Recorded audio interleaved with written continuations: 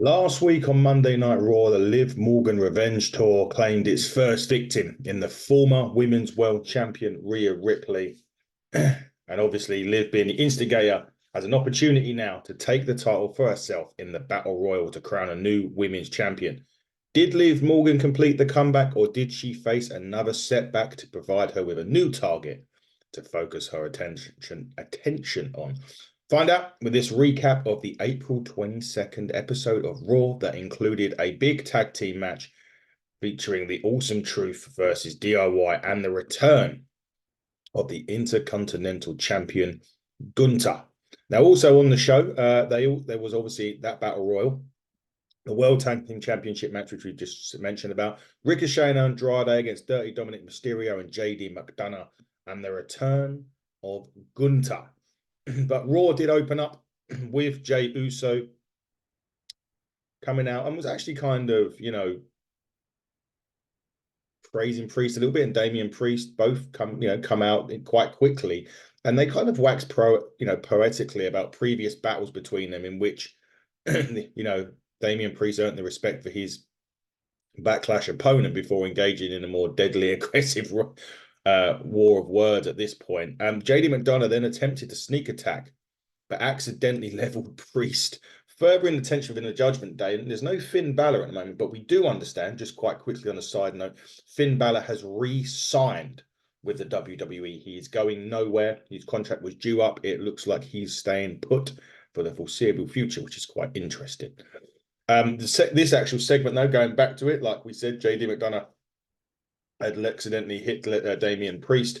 The segment ended actually with Jey Uso departing with an ovation from the crowd, and Jey Uso really is one of the top baby faces on Raw, probably the top baby face on Raw currently. If I'm being totally transparent with you, I still think Priest needs to find a bit of authority on the mic, but I think now he gets more opportunities to talk as he's the champion. That will happen as we keep progressing through his title reign. Uso is probably, as I just mentioned, is really as charismatic as anyone.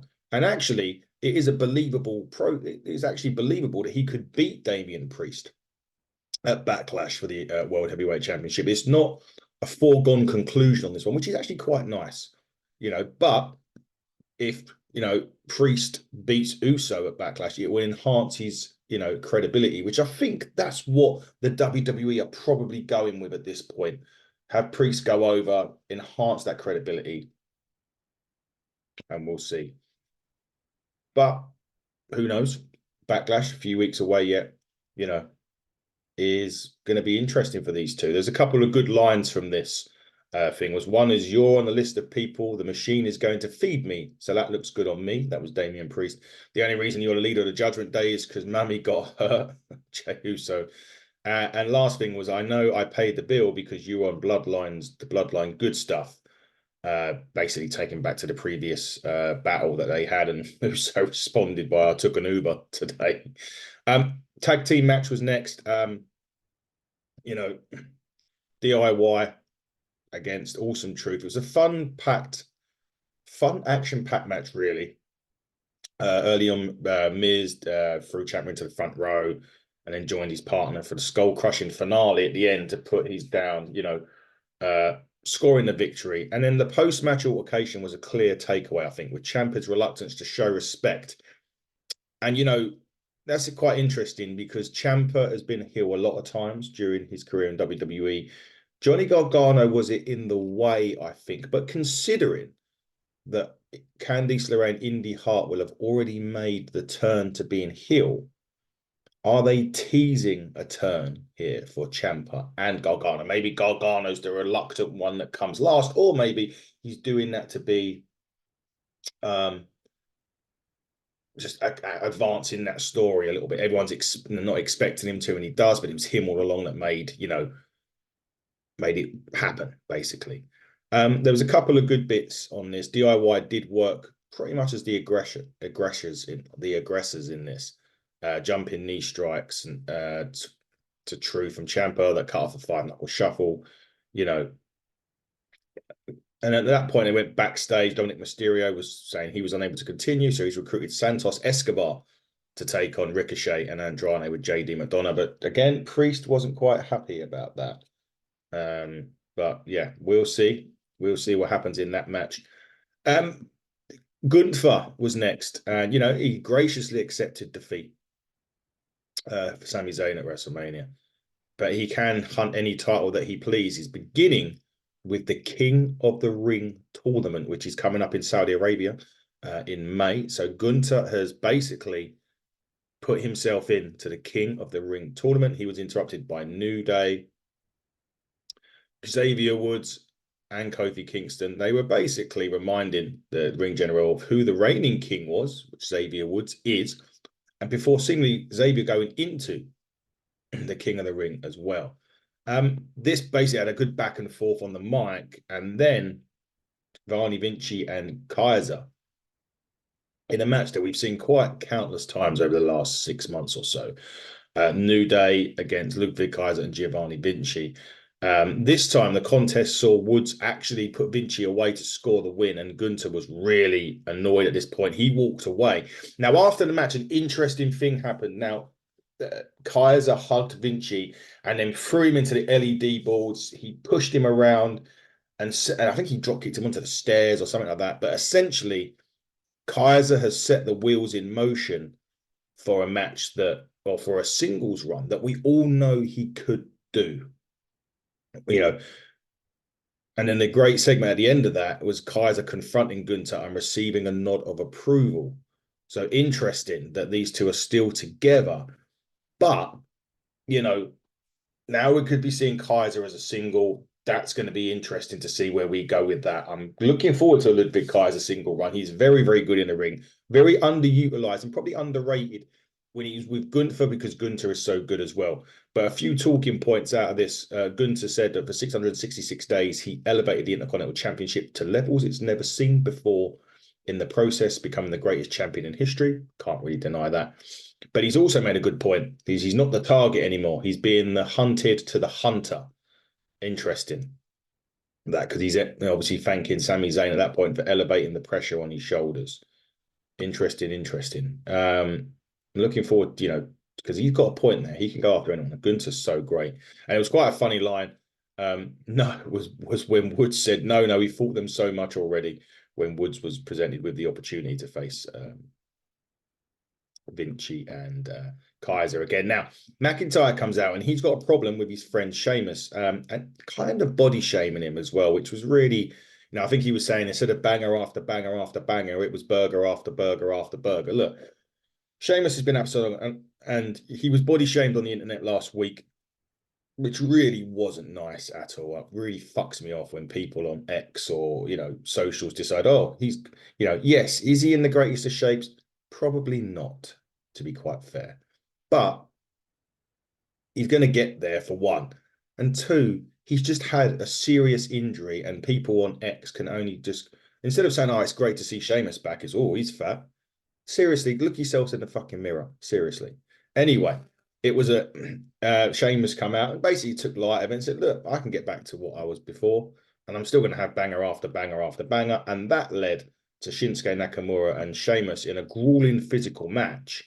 And it was interesting because Nakamura was concentrating his attack to the head and neck of this match. And it was really good. He rocked Nakamura with a bro kick from nowhere and scored the pin, while McIntyre actually watched from ringside. It appears to be that they're going back to Sheamus and McIntyre again in the next direction. And I think that's going to be, the matches will be great, but I think we've already visited that. And it's far from really CM Punk where McIntyre was.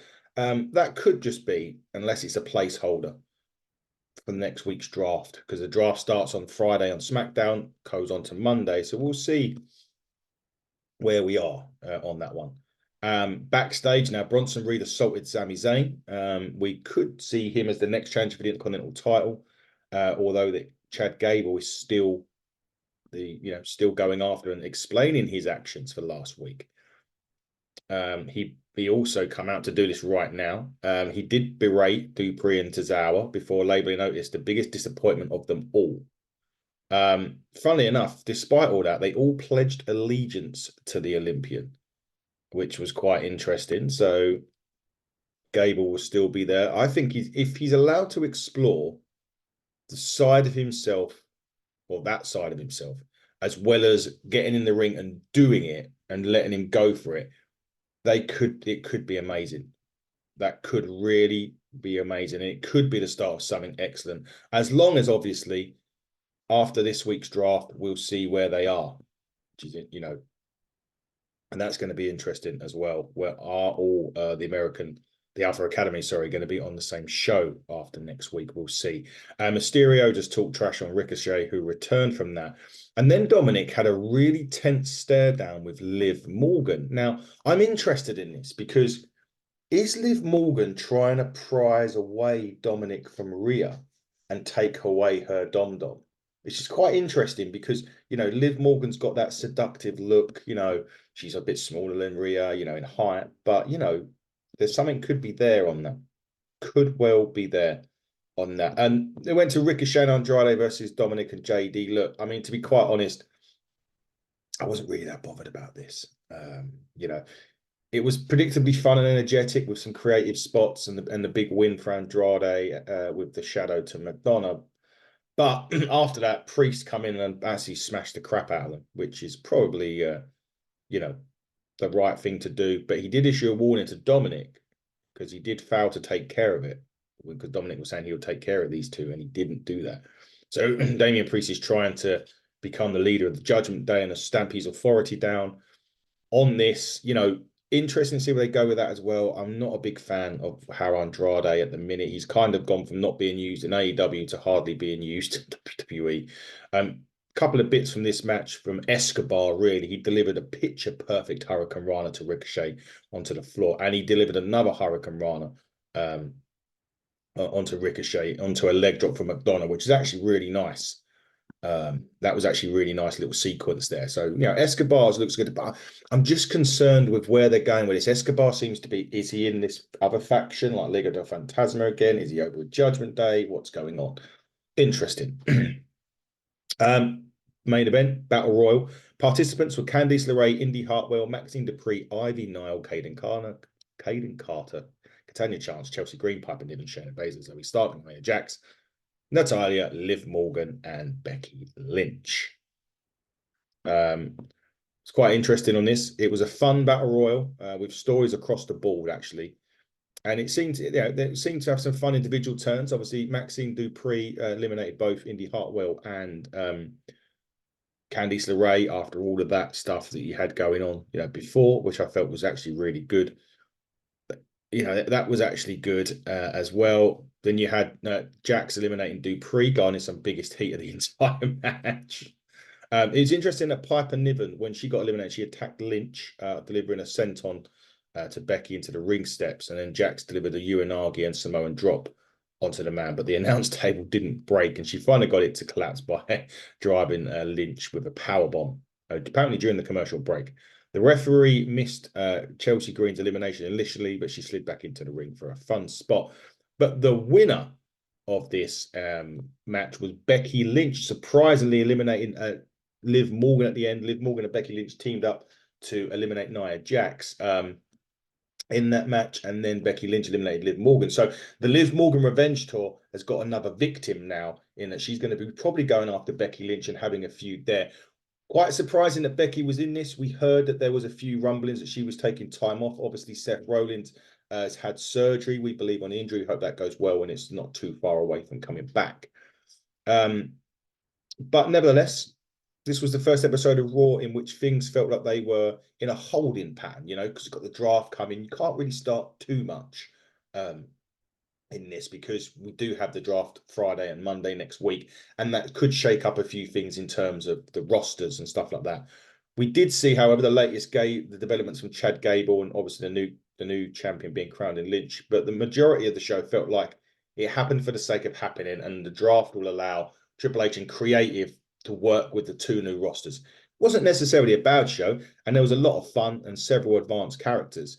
So for me, 7.4, 7.75 out of 10. I'd give it. Fun episode of Raw.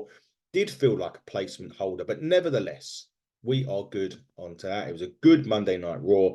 And we'll be back with a lot more stuff. We've got Alex Taylor from the Southern Six and the NWA dropping this week as well. We have a review from a show, an independent show we was at on Sunday, dropping later on today. So keep it locked on there. We have got the AEW reviews going out this week as well. NWA will be back as well, a power review.